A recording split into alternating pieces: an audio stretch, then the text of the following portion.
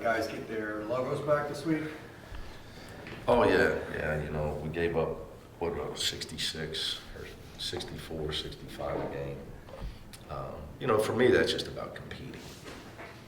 You know, you gotta have some humility, and you gotta compete. That's all I, you know, from there, that's, to me, like, that's number one in every, if you're gonna ever have a program that has any type of fiber to be a championship program, you gotta compete and play with pride. So I thought we did that. Sure, we made plenty of mistakes. I know you read you quoted saying that you kind of, right, you want to tell the truth. So you got to remind me, because I don't read, that's all right. that you want to be honest with the guys, yet at the same time you want to teach and you don't want to break their spirits. Sure. How have you kind of found kind of towing that line, I guess? I keep telling, you know, I tell them the truth. I mean, you know, you want to win games, you got to play defense. It's not really rocket science. I think we're at 8-0 when we give up less than 70. Right. I couldn't have got into UCLA.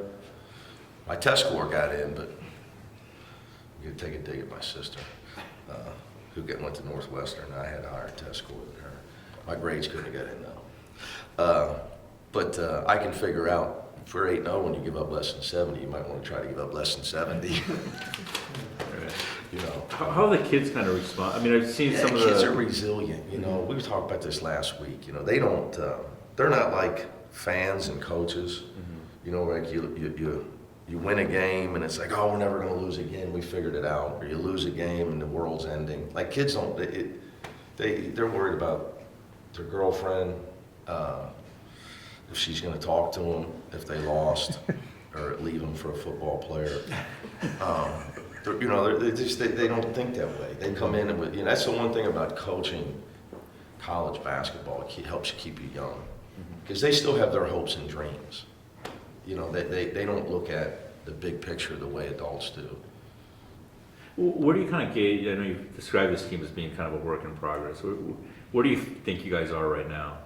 I think we're learning how to compete, and but it only gets harder. You know, it's just when you play a team on the road that leans on you, and by that I mean they're making shots, they're playing hard, they're suffocating you.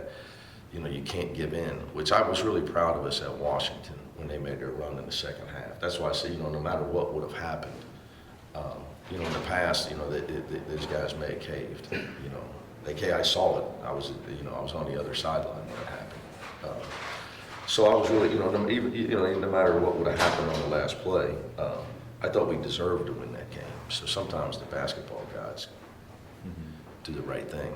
The ball goes in. But, you know, I think if you start talking like X and O and strategy of where we're at, we got a lot of young guys that it's a work in progress. Young players are inconsistent. Hence, you know, Tiger's awesome against Fullerton. You know, his first two rows. It's hard for him. You know, it's hard for a small point guard against Washington zone, and obviously he struggled against Washington State. You know, but my job is to make sure that he keeps his head up, keeps getting better, and he gets ready for USC.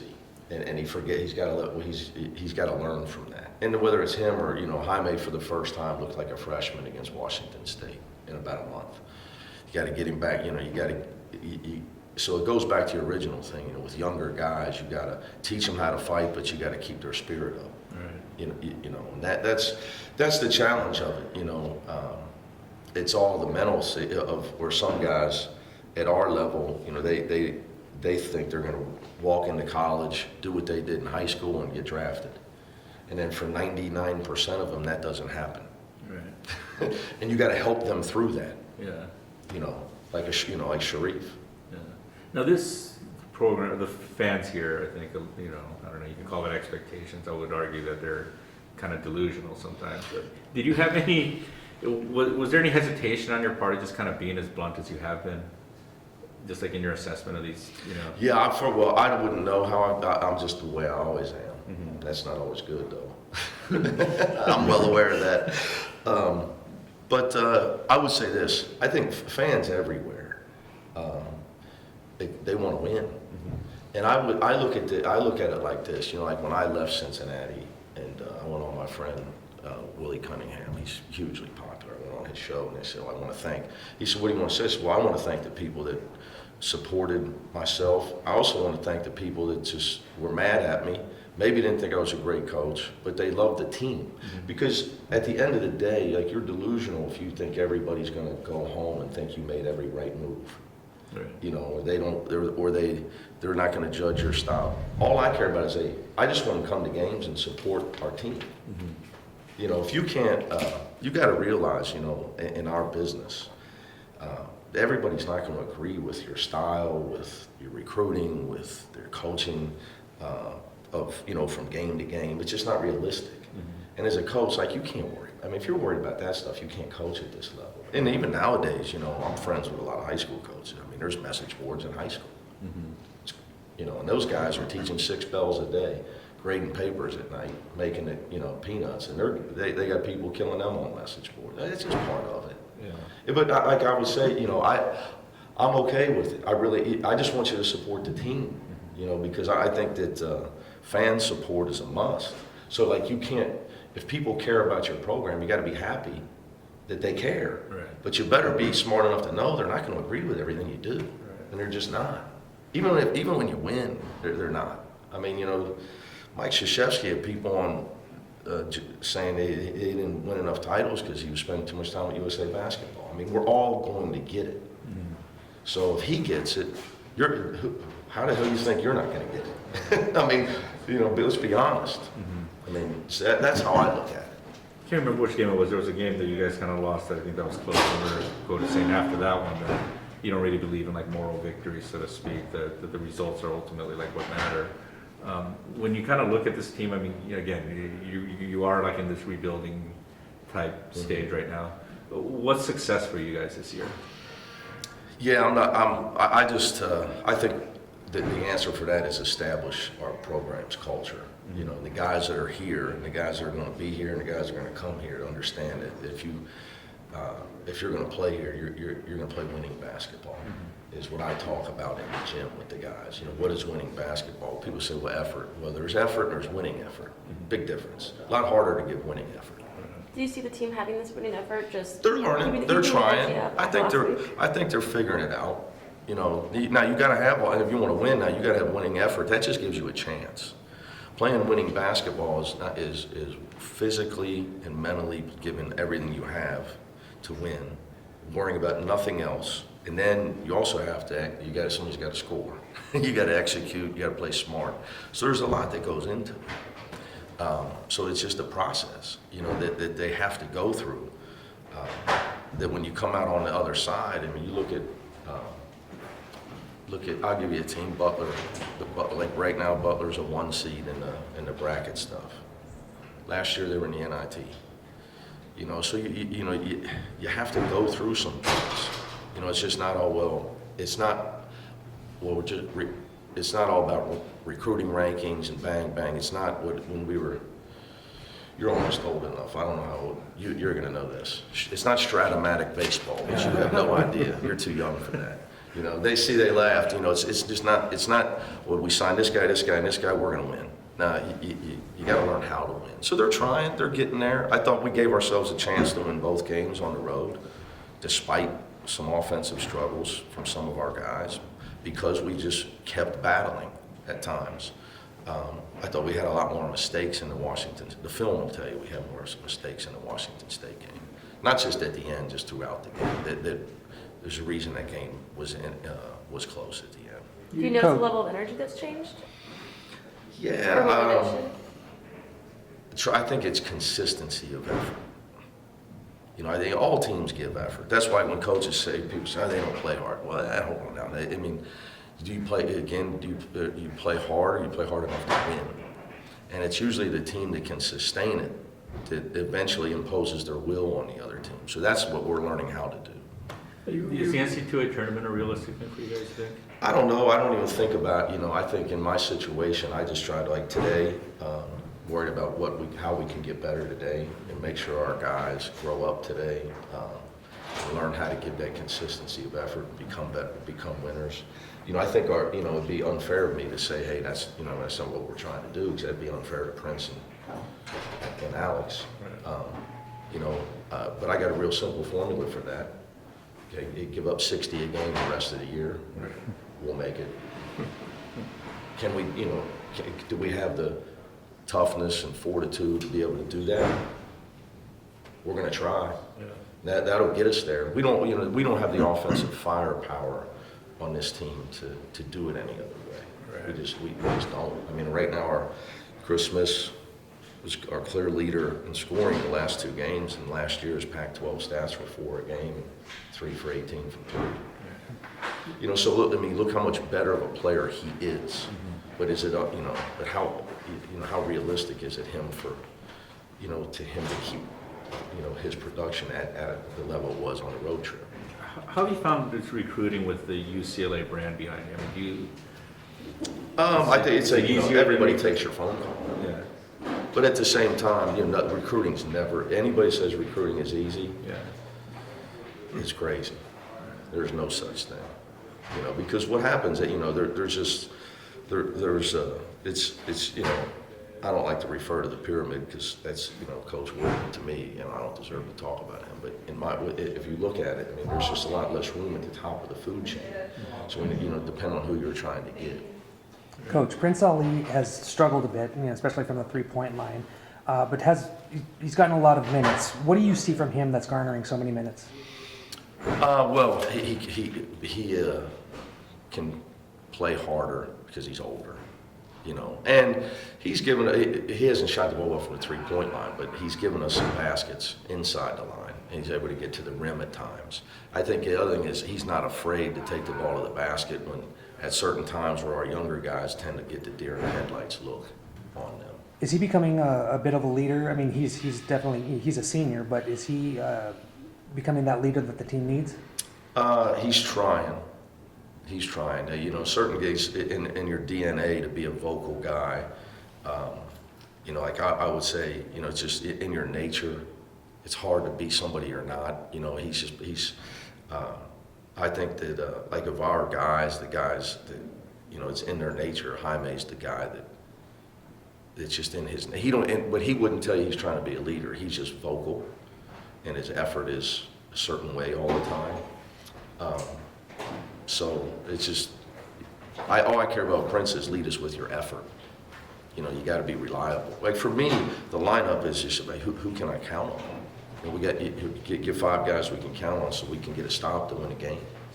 No, you say that recruiting by itself obviously is not going to solve everything, but that said, Oh, it's the key. Right, that's what I mean, though, right? It's Yeah. you don't have the players. You're not going to. Are you, you know, having recruit, you know, being on the recruiting trail? Are you confident that you could get those caliber of players in here? Well, I think you got to. There's 2 kind of guys: guys that help you win games, and guys that don't.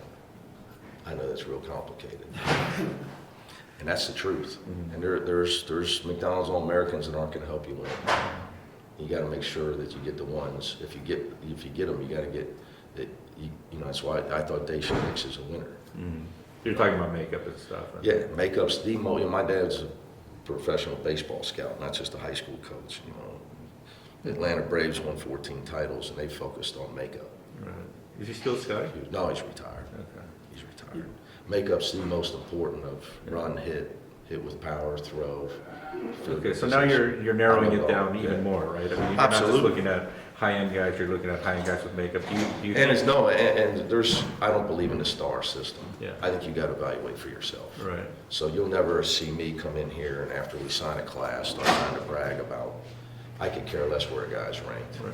You know, I have my own. I think you got to have your own rankings. Yeah. But do you think that you? What I would say is Are you this. confident that you can get the types of guys in here to take the program? I guess we're. Yeah, I'm sure, absolutely. You know, but I think what I would tell you is how many 4 or 5-star guys does San Diego State have? They're undefeated. Right.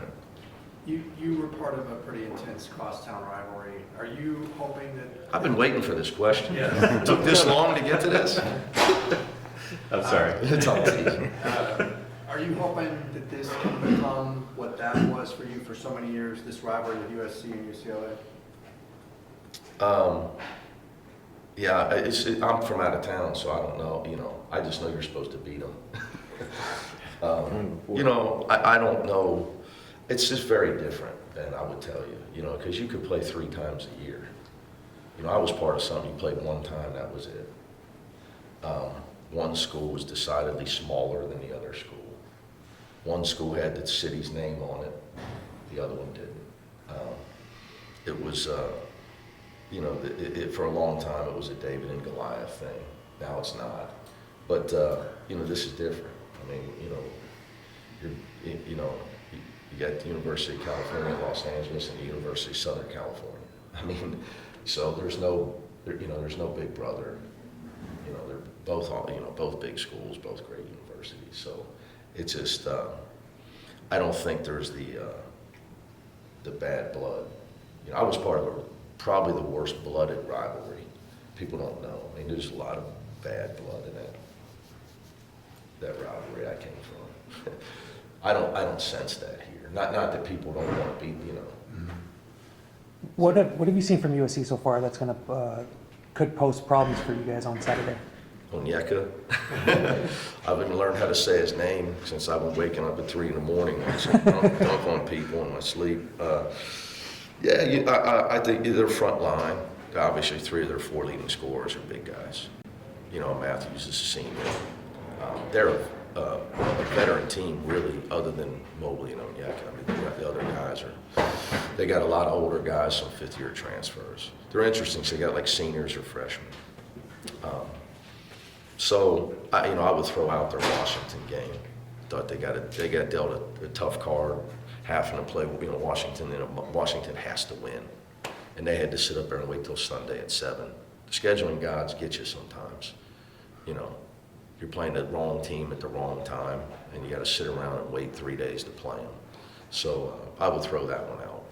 I would more look at like their LSU win was a big time win for them. You know, they fought back the whole game. They hung in there. How do you feel like Hill and Riley will match up against them? Well, we got to one thing we've done is out-rebound everybody. And we got to make sure that, I think this will be the first time it's going to be hard to do that. Not the first time it's going to be hard. This will be our biggest challenge on the backboard, keeping those guys off the glass. What have you seen with David Singleton right now? From seeing him last year, I know you weren't here, but he's still... No, but we played. I scouted him. I know. And you look at his Pac-12 stats. He was much better than his early season stats. Just trying to get trying to work with him on his shot. Is he rushing it a little bit? You know, I tried. I thought, for a minute, I said, it's funny. You don't want to mess with a guy's shot too much in the season, but he's struggling. So his shot was getting flat. His elbow was getting out. So we got to get his elbow back under the ball. Rushing at one, but I thought his elbow, he's shooting a flat ball. Again, I couldn't get into school here. I'm not a physics major, but you got to shoot with some arc to have a chance to make a high percentage. But I think pressing and technique. But I thought, his attitude and his effort's has really been awesome as I've challenged the guys here, because I've really challenged them here lately about what we're going to stand for. And, he's a hard-working kid that won't back down. So in spite of his, he hasn't made a lot of shots, he's been giving us a great attitude and a great effort. With Kyman, do you feel like people obviously are going to see the three-point shooting, but do you feel like he can be more than kind of just a one-dimensional guy? Yeah, I think, one thing I told him, he got his hand taken off, when he shot an air ball in the first half against Washington State, but he didn't. With the film, he got his arm ripped off in the shot. But even on that, he should have went for a layup. One thing about Jake, he's coachable. Say, he can do more than, he can shot fake you and go score. I mean, he's not going to dunk on you, but he can shot fake and pull up. He's got a nice mid-range when he can get to it. And he made one of those later in the game. He made one of those. Yeah. So I don't want him to think. I have told him you don't have to make threes to stay in the game, because he's a good passer too. I want him to take good shots. Then he'll keep making them. Chris Smith at the 4, how much is that helping him in these last 2 games kind of flourish? Yeah, well, he's not a 4. Yeah, when we play small, we just play 4 guards with him and Jaime. They both rebound the ball, so it still gives us 3 rebounders in size. Against Washington, trying to make sure you could get him some looks in the high post. I thought was our best chance a lot to get, if you can get your, you gotta, first of all, if you don't have a guy against that zone and that can, it's just, 6'7", 6'8" range that can make that shot, and it's comfortable in the middle of all that traffic, you're in trouble. He was our best guy in there. When you get Chris touches top of the key down, where he can have one or two bounces to score, that's when he's at his best. So, but position, I think for us more, it's just trying to get our best lineup on the floor, and you're trying to get your best chance to win out there. So we're, right now, I think that, he and Jaime, as the two bigger guards, give us right now, have given us the best chance. You'll probably have to go bigger, That's bigger against SC just based on because that's their strength, is We their will big see. guys. Yeah. We'll see. Okay. I'm sure Andy's got his GA watching. I would say, here's what I would tell you. I would disagree. I think that you gotta, when you're playing a team, and here's what I would say, is our big lineup better than their big lineup? So, what I'm saying? You gotta try to figure out what gives you the best chance to win. And in game, you do a lot of adjustments. Sharif had a great practice yesterday, and I still believe in where he's going to become. And it was just, he was out all week last week. I think his, there's times where we go with a motion lineup where we play all face-up guys, and I think that's probably our best offense. But it's not Iowa high school girls basketball, where we can play the motion offense lineup on one end, and on the other end, have the defensive lineup. I don't know if you know that. They played 3-on-3. Oh, Three, no. yeah, 3 girls. It's years they did it. 3 played offense, 3 played defense. It was 3-on-3. Nobody ever crossed half court. That was Iowa high school girls basketball. Wait, really? Yeah, you're gonna have to look me up on that. Huh. Yeah, so you were like you I learned something new every you day. played defense 3-on-3, and then you played offense, so you can't do that. Huh. So yeah, for us, sometimes our best offensive lineup's not our best defensive lineup. So it's back to trying to figure out the team, getting the best lineups on the floor.